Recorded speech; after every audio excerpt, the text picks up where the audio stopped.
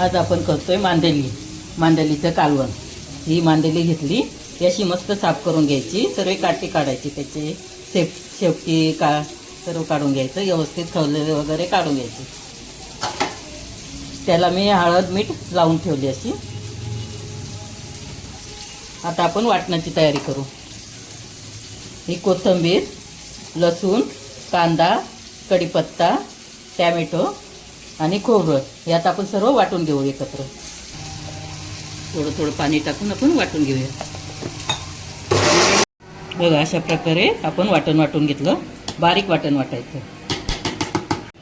हे फोडणीसाठी एक कांदा, टोमॅटो, कढीपत्ता आणि लसूण।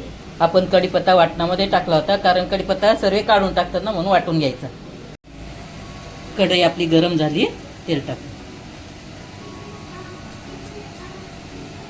तेल हे तुमच्यानुसार टाका। सर्वात आधी आपण लसूण टाकूया।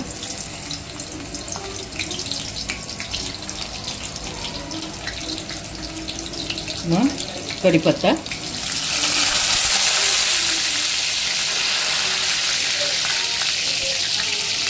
कांदा,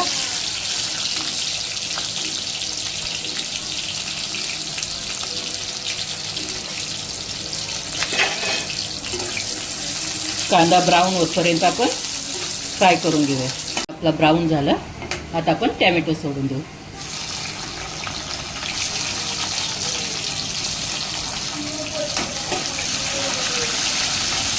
टोमॅटो झाल्यानंतर मसाला आपण फ्राय करायला घेऊ।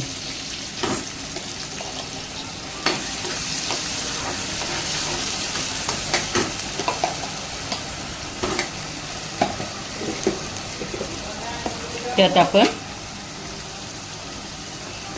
हळद, गरम मसाला,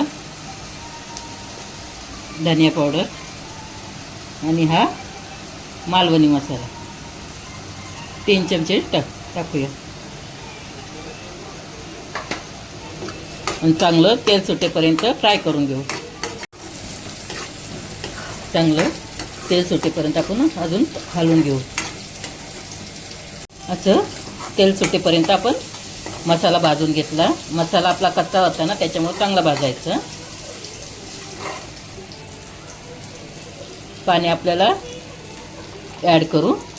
त्यात आपल्याला जास्त घट्ट पण नको आणि पातळ पण नको, असं पाणी ॲड करू।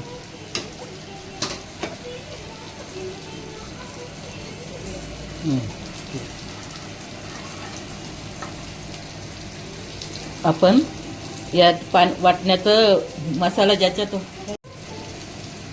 वाटणाचंच पाणी टाकलंय मी बघा याच्यात। आणि आपल्याला रस्सा किती हवा आहे, घट्ट हवा, पातळ हवा, त्या हिशोबाने करायचं आपण। जास्त पातळ बी चांगलं वाटत नाही, जास्त घट्ट पण नाही, मीडियम करूया। कालवणाला बघा किती मस्त उकळी आली। आता आपण त्यात मीठ ॲड करू आणि कोकम। हा कोकम आहे। उकळी आल्यावर आपल्याला मच्छी टाकून घ्यायची, मांदेली अशी सोडून द्यायची याच्यात।